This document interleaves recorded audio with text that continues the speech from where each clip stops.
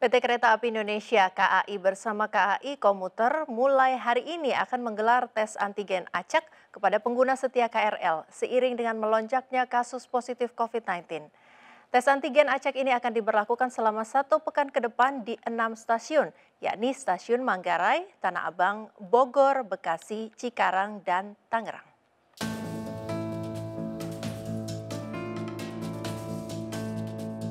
Di tengah kondisi pandemi, dalam 1 bulan terakhir jumlah penumpang KRL terus mengalami peningkatan. Terlebih, Jakarta terkini pun mengalami pelonjakan kasus positif COVID-19. Menyikapi kekhawatiran penyebaran COVID-19 pada klaster pengguna KRL, PT KAI dan KAI Komuter lain pun mengambil kebijakan untuk menggelar tes antigen acak selama 1 pekan di 6 stasiun KRL, yakni Stasiun Manggarai, Tanah Abang, Bogor, Bekasi, Cikarang, dan Tangerang.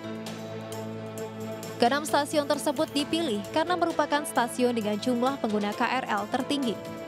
Respon beragam pun muncul dari para pengguna KRL terkait kebijakan tes antigen acak di stasiun.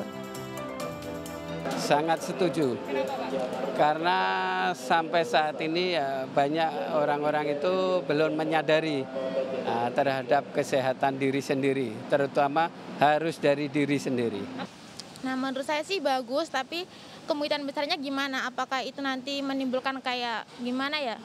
Intinya tuh seperti nanti bertumpuknya kayak kemacetan dalam melalui swab ini apa gimana kayak gitu.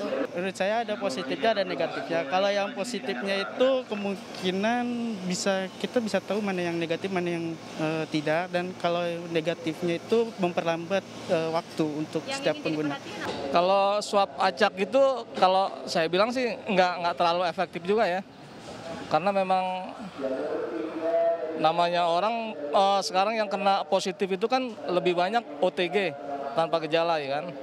Kalau cuma di swab kita nggak ada penanganannya juga kan akan susah juga.